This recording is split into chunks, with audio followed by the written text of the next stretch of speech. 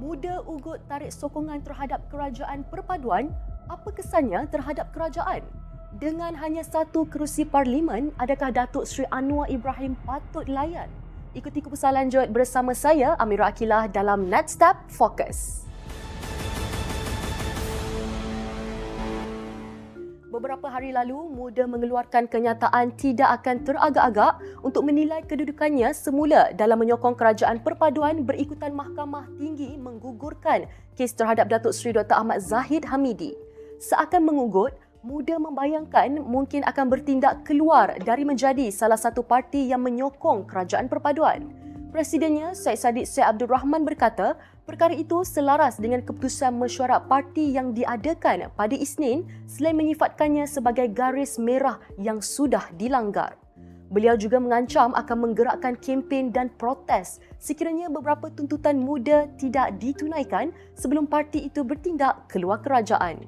Malah ahli parlimen MUA itu juga turut menyelar DAP sebagai lapdog atau pengikut setia Zahid Hamidi kerana dilihat tidak membantah keputusan mahkamah baru-baru ini.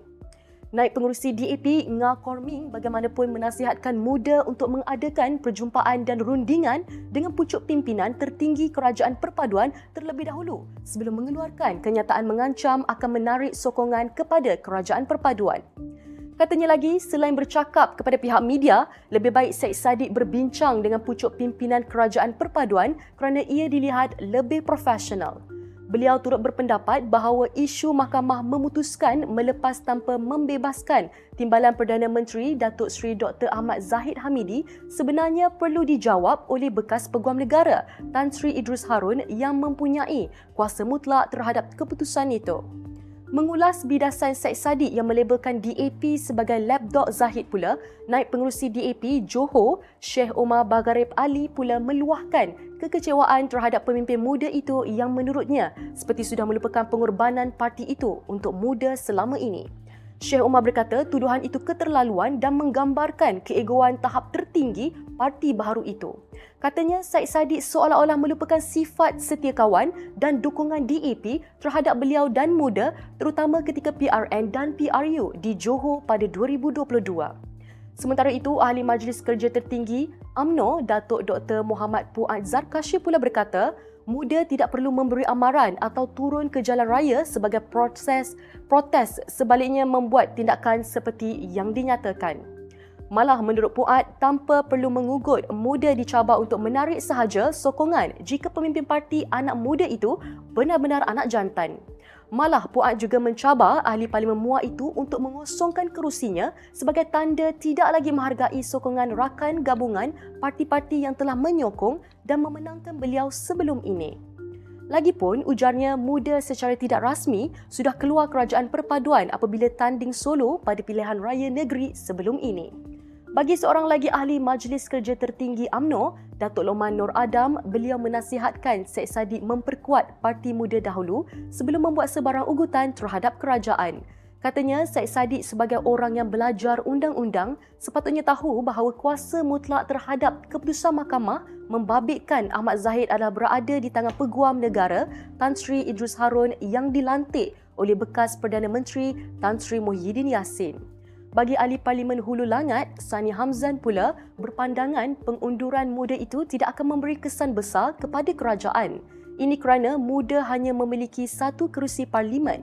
Namun, jika tindakan itu berlaku, ia akan mengganggu usaha meluluskan usul-usul di parlimen yang memerlukan sokongan 2/3 anggota di Dewan Rakyat. Katanya mungkin dalam persidangan yang akan datang, banyak perkara-perkara yang akan dibawa termasuk isu persempadanan baharu pilihan raya dan juga tambah kerusi yang memerlukan sokongan 2/3 Dewan. Ketua Setiausaha Pakatan Harapan, Datuk Seri Saifuddin Nasution Ismail pula mengingatkan Muda agar menilai kesan baik dan buruk di sebalik langkah yang bakal mereka ambil. Saifuddin bagaimanapun berkata, Muda juga berhak untuk bertindak mengikut pertimbangan mereka dan boleh mengusulkan perkara tersebut tetapi keputusannya mengikut speaker atas dasar aturan urusan mesyuarat yang dibuat oleh speaker. Namun, kata Saifuddin, beliau menganggap ugutan Syed Saddiq itu sebagai satu luahan yang mereka tahu kesan yang akan berlaku terhadap tindakan itu. Namun di sebalik ugutan itu, belum ada reaksi sama ada daripada Perdana Menteri Datuk Seri Anwar Ibrahim atau timbalan Perdana Menteri Ahmad Zahid sendiri. Patutkah ugutan ini diambil serius oleh kepimpinan Kerajaan Perpaduan? Kami amat menghargai setiap pandangan dan cadangan daripada anda. Sekian sahaja Next Step Focus untuk hari ini. Jangan lupa untuk follow dan subscribe channel Facebook Next Step Malaysia dan YouTube Next Step TV. Next Step Malaysia menjangkau informasi, mengorak inspirasi. Assalamualaikum dan salam sejahtera.